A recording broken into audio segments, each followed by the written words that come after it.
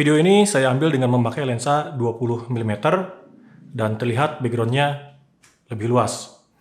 Tetapi sangat terlihat distorsi gambarnya. Kalau yang ini saya memakai lensa 35 mm sehingga view backgroundnya jadi lebih sempit. Tetapi dengan background yang lebih blur. Atau kalau saya ambil angle yang berbeda lalu mundurin kamera lebih jauh, tetapi masih dengan lensa 35 mm, hasilnya seperti ini. Selain dari perbedaan hasil gambar tersebut, sebenarnya ada hal lain yang tidak berpengaruh ke kualitas gambar, tetapi berpengaruh ke proses dan workflow pengerjaan video saya.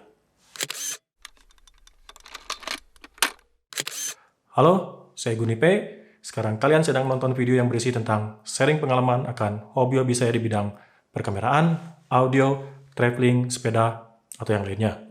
Sebelum lanjut, jangan sungkan untuk subscribe dan nyalakan notifikasinya.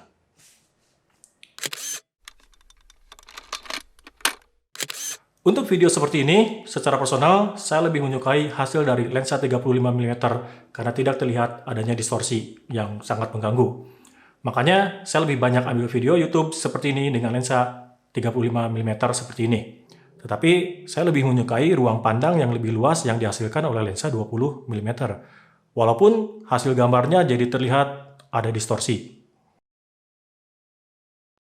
Apalagi kalau kita maju sangat dekat dengan kamera seperti ini, atau tangan kita seperti ini, maka bagian-bagian tubuh kita bakal terlihat tidak proporsional. Tapi kalau saya mendekat memakai lensa 35 mm, masih terlihat proporsional. Nggak seperti pakai lensa 20 mm.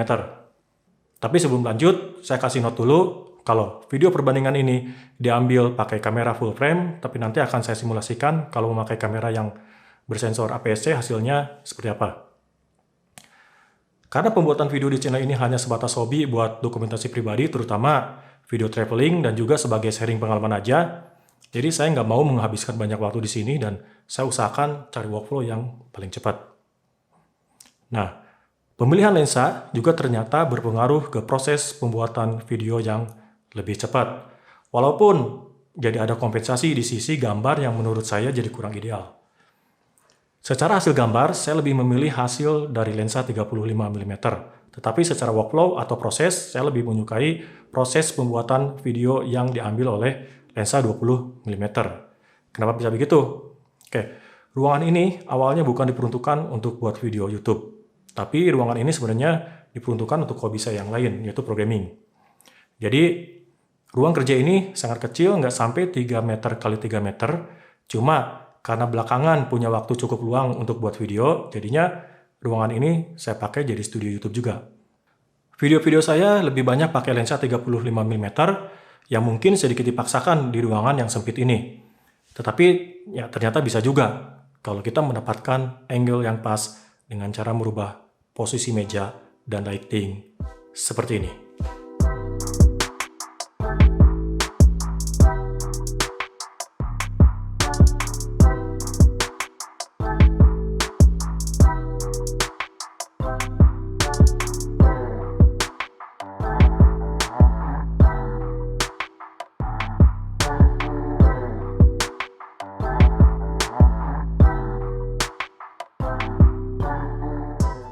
Tapi ternyata proses ini lumayan memakan waktu. Dan walaupun di belakang kamera terlihat bagus, tapi kondisi real sangat berantakan. Jadi ketika mengambil video memakai lensa 35 mm, saya harus geser meja ke sana kemari dan pindahin lighting yang di sini, pindahin ke sini. Terus setelah beres ambil video, maka saya harus bereskan lagi semuanya, lighting dan tripod-tripodnya ke posisi semula. Karena saya sama sekali nggak bisa ngoding ataupun ngedit video dalam kondisi ruangan yang sangat berantakan. Karena proses pengambilan gambar video dengan memakai lensa 35 mm cukup menyita waktu, akhirnya saya coba dengan memakai lensa 20 mm yang lebih wide dengan mengorbankan hasil video yang terdistorsi, tetapi proses pengambilan gambarnya jadi sangat cepat. Kenapa bisa sangat cepat? Karena semua posisi dari meja, lighting, tripod, dan aksesoris-aksesoris lainnya sudah ready di tempat. Saya tinggal pasangkan kamera di tripod, nyalakan lampu, dan bisa langsung rekam. Setelah beres rekam, saya hanya cabut kamera dari tripod dan selesai. Tidak ada proses untuk merapikan lagi, karena semuanya dibiarkan apa adanya di tempat semula dengan posisi yang sudah rapi.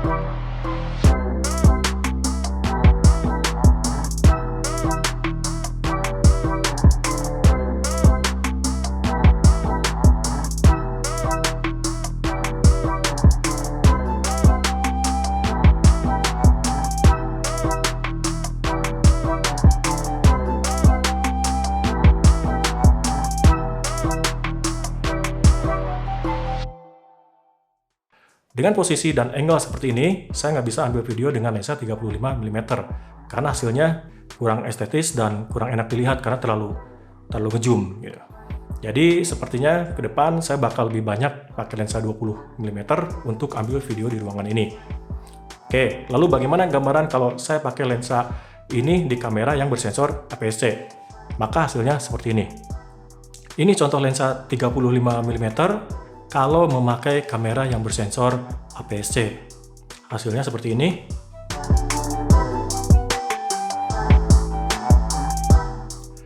Lalu, ini contoh kalau pakai lensa 20 mm di kamera yang bersensor APS-C. Seperti ini. Jadi, lensa 35 mm di kamera yang bersensor APS-C, apalagi Micro Four Thirds, di ruangan seperti ini bukan merupakan lensa yang tepat karena ruang pandangnya terlalu sempit. Oh ya, kalau pengen tahu apa itu kamera full frame dan kamera APS-C, saya sudah pernah buat videonya di sini. Oke, sekian dulu video kali ini. Mudah-mudahan video ini bisa membantu teman-teman yang mau memakai lensa 20 mm atau 35 mm buat video YouTube-nya. Terima kasih sudah nonton, sampai jumpa, dan jangan lupa like, komen, dan subscribe buat pantengin video lainnya. Oke, bye.